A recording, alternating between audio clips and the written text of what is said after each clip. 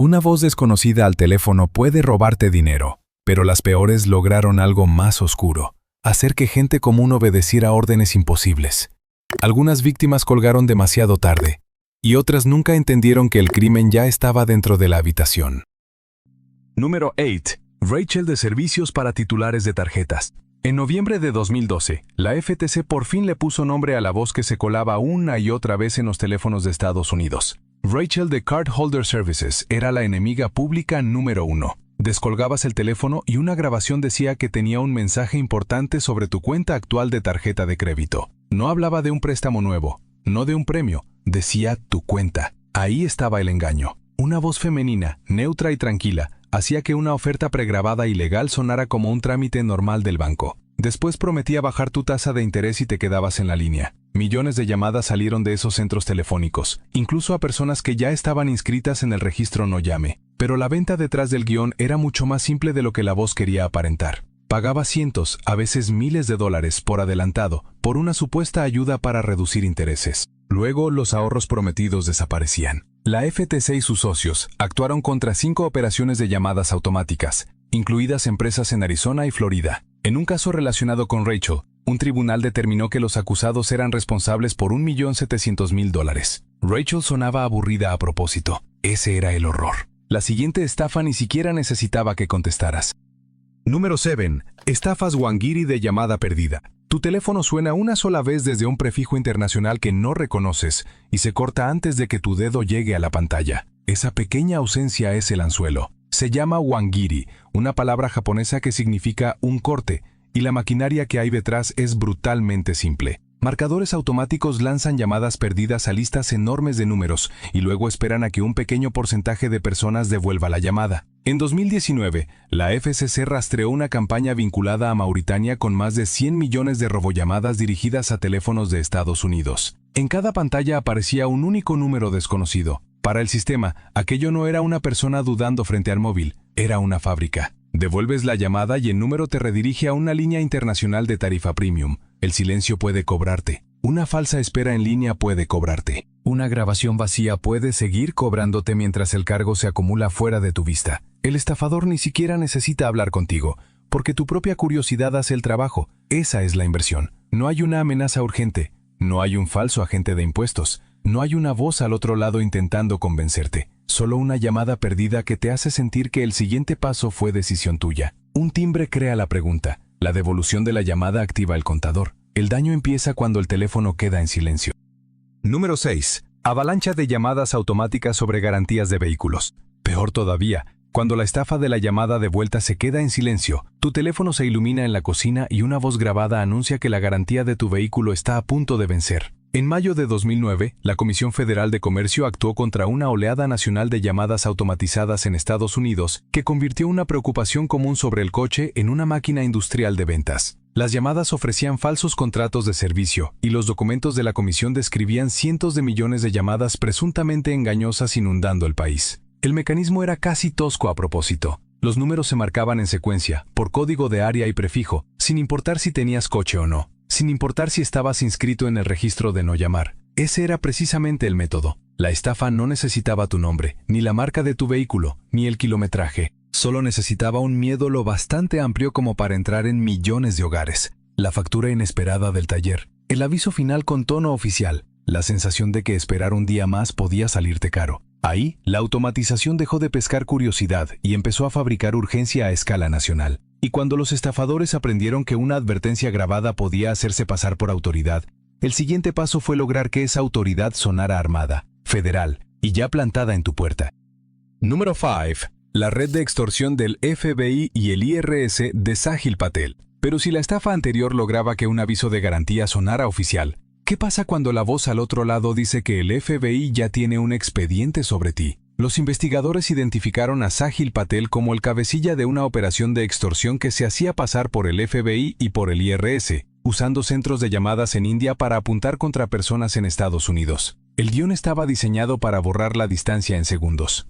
Los operadores fingían ser funcionarios federales, daban números de caso falsos, aseguraban que la persona podía enfrentar un arresto o sanciones por delitos inventados, y la empujaban a pagar antes de que el miedo se enfriara y se convirtiera en duda. Según el expediente atribuido al FBI de Nueva York, el rastro del dinero pasaba por tarjetas de débito prepagadas, de esas que las víctimas podían comprar en una caja de tienda, todavía con el teléfono en la mano, escuchando a un desconocido actuar como si tuviera autoridad. En 2015, Patel fue sentenciado en un tribunal federal de Manhattan a 175 meses en una prisión federal, y se le ordenó entregar $1 millón.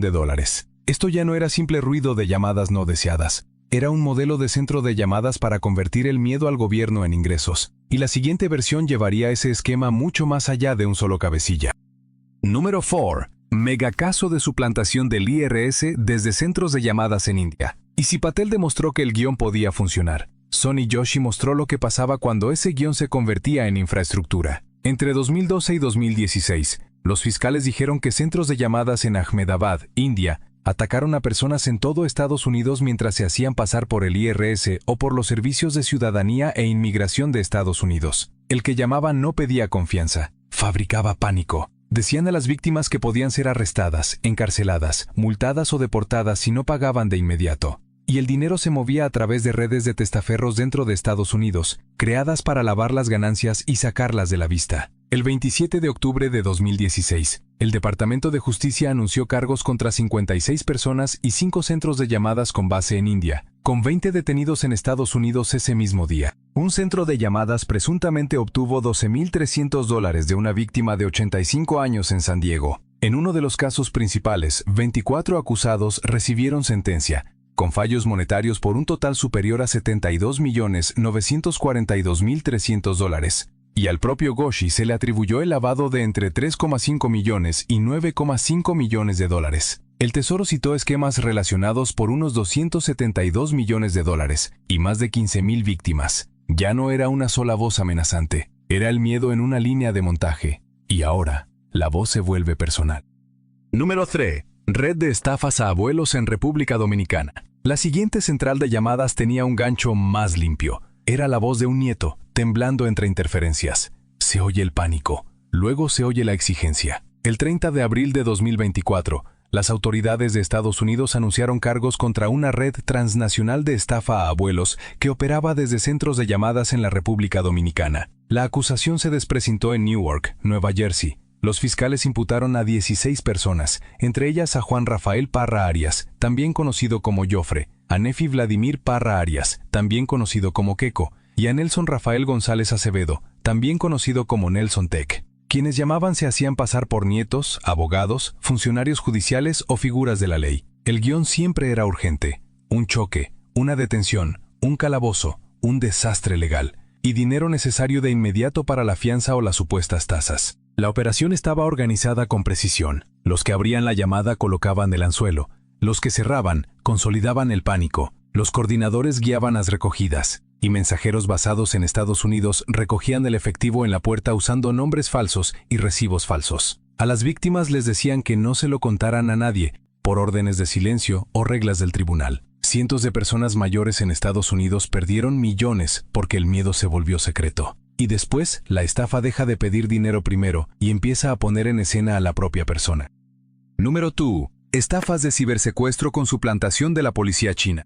El teléfono está en tus manos. La cámara apunta a tu propia cara. Y quizá estás solo, de noche, en una habitación de hotel, grabando la prueba de un secuestro que todavía no ha ocurrido físicamente. Al otro lado de la línea, el supuesto secuestrador se hace pasar por la policía china. Desde 2018, este sistema ha puesto en la mira a ciudadanos chinos en el extranjero, sobre todo estudiantes en campus de Estados Unidos, Canadá y Australia. Todo empieza con algo normal. Entra una llamada. Primero dicen ser de una empresa de mensajería, luego de una compañía telefónica, después de la embajada o el consulado de China. Y finalmente aparece un agente que asegura que tu nombre está vinculado con lavado de dinero, robo de identidad o actividad telefónica ilegal en China. A partir de ahí, cooperar significa callar, aislarse, cerrar las cortinas, mantener una cámara web encendida en la oscuridad, sujetar el móvil con la ansiedad de quien cree que no puede colgar. En el caso de la Universidad de Illinois, reportado en agosto de 2023, al estudiante le dijeron que un paquete enviado a China contenía pasaportes falsos y tarjetas de crédito. La cámara del portátil se convirtió en la correa. El resultado fue una pérdida de $30,000. Luego esas imágenes preparadas se enviaban a la familia en China como supuesta prueba para exigir dinero. Pero en Utah, en 2023, el siguiente paso ya no fue una escena montada, fue un secuestro físico por encargo. Número 1. La llamada de cacheo al desnudo del oficial Scott de McDonald's. Nadie entró al restaurante. Bastó una voz al teléfono para encerrar, humillar y llevar a una joven de 18 años más allá de cualquier límite. 9 de abril de 2004. Un McDonald's en Mount Washington, Kentucky. La encargada de turno atiende la llamada en la oficina y un hombre que se presenta como el agente Scott dice estar investigando un robo. Le asegura a la subgerente Donna Summers que Louise Ogburn, una empleada de 18 años, le quitó algo a una clienta. Entonces llega la primera orden. Llévenla a la oficina trasera. Después otra. Revísenla. Y luego otra más. Hagan que se quite la ropa. Cada instrucción viene envuelta en la autoridad de una placa que nadie puede ver. Y con cada paso, las personas dentro de aquella habitación cruzan una línea que, minutos antes, habrían jurado imposible cruzar. Durante horas, Ogburn queda retenida, expuesta y atacada por Walter Nix Jr., el prometido de Summers, quien más tarde se declara culpable y recibe una condena de prisión. David R. Stewart es acusado por la llamada de Kentucky. Llega a juicio en 2006 y resulta absuelto. En 2007, un jurado concede a Ogburn $6.1 millones en su demanda civil contra McDonald's. Llamadas falsas parecidas habían alcanzado restaurantes de comida rápida y supermercados en varios estados de Estados Unidos durante casi una década. El hombre al teléfono nunca pisa el edificio. No le hace falta.